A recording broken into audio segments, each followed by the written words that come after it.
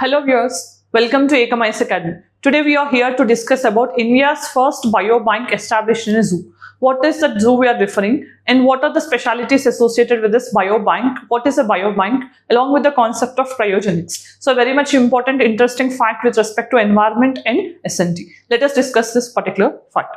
So first thing, the context of this particular thing is India has inaugurated its first biobank in a zoo, right? India already had 19 biobanks. So then what is making this first time means it was inaugurated first time in a zoo. What is the zoo we are referring here is Padmaja Naidu Himalayan Zoological Park, or also called as Darjeeling Zoological Park, which is situated in the state of West Bengal, right? So that is what we are going to refer. So first let us understand what is this highlight. So it was established recently in the year 2024. So this biobank was established, but it was inaugurated in the recent times. So what is the main purpose? So a biobank generally protects and preserves cells of animals and plants and tissues, or you can say organs, and many types of biobanks are there. So we'll see that concept also in a while. But main thing is here the cells and tissues of various animals are being preserved in this particular zoological park. So almost 23 species related, 60 animals, cells and tissues are being collected in the biobank. So in case, what is the main reason behind it? So for example, let us consider that particular animal is becoming extinct. So we cannot leave it like that. So we wanted to conserve it through artificial breeding or captive breeding. So that is an ex situ conservation technique in biodiversity. So using those methods of biobanks where we are collecting the cells and tissues and organs sometimes of a particular species, we are trying to preserve it in a cryogenic stage.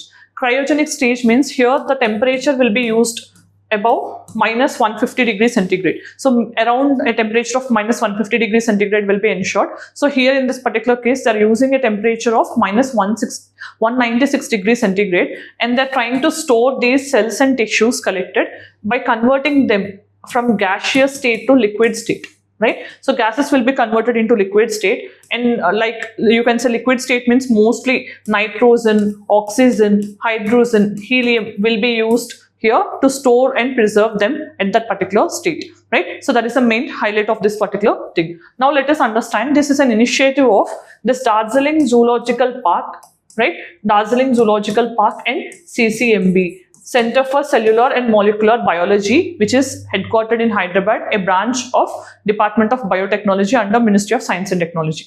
Then what is the utility? So to do R&D. So that means to produce new offsprings using captive breeding we can do. For example, red pandas are captively bred using this particular technique in this national park or zoological park for the first time. So the previous incident happened in New York, or you can say New York Zoo only, but for the first time in India, artificially we have captively bred this snow leopard, or you can say red panda in this technique. Then wildlife conservation. Whatever the species that are getting endangered or extinct can be better conserved using this particular technique. Now, what are the types of biobanks? You can see here population biobanks, population related data, genome related data, you can say digital biobanks, fingerprints and all the sensitive private information of a particular person can also be stored online. At the same time, we have organ biobanks, cell biobanks, blood biobanks and tissue biobanks. You know, blood banks are also common, right? So these are various types of things. Then what is a biobank? Biobank is nothing but a repository of biological information. That biological information can be cell, tissue or organ or any other information which is biological in nature. Then what is the use of biobanks? In future, if we want to save a particular species, okay, to continue or to conserve a particular species, we can go for a biobank. Or to have some proper analysis of the genetic information, we need to use a biobank. So far in India, we have 19 biobanks registered in India. So this was not the first time, but first time it was established in a zoo. That's the first thing. At the same time, we have to understand with respect to biobanks, there is no proper regulatory mechanism, and India has to develop a regulatory mechanism in this regard. Now, so what is this Padmaja Naidu Zoological Park? So this is located in the state of West Bengal, as we have seen, and it is also very important because it is the high altitude zoo in the country, right? It is situated in a higher elevation, and the major species which are being conserved here are red panda, snow leopard, Himalayan wolf, red panda as well as Snow leopard. So these are the various animals which are being especially conserved in this particular zoological park. Apart from this, many other animals also are captively being bred and exclusively being conserved, right? Then there is an important announcement regarding the people who are preparing the UPSC prelims 2025.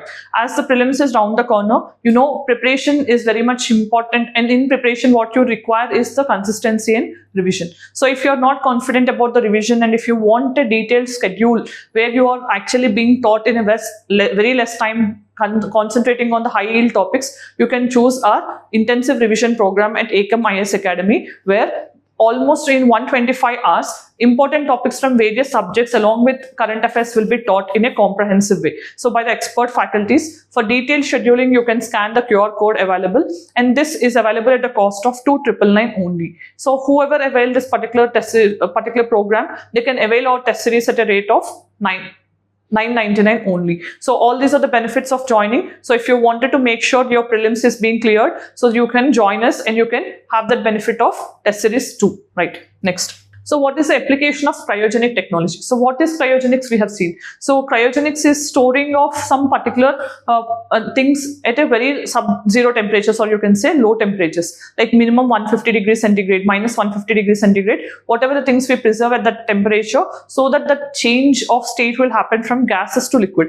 We call that as cryogenics. So when we see the application of cryogenics, we have the various applications. Cryosurgery. So this will be used to cure some tumors, or you can say some tissues which are harmful in the body. So using the low temperatures, we will be killing those using some radiation techniques. That is the concept of cryosurgery. At the same time, we have cryopreservation. So where we are trying to preserve embryos and tissues and all these things at sub-zero temperatures, we call it as cryopreservation to conserve wildlife and other things. Cryonics is nothing but where we are trying to establish these types of biobanks so that animals are also getting conserved, right?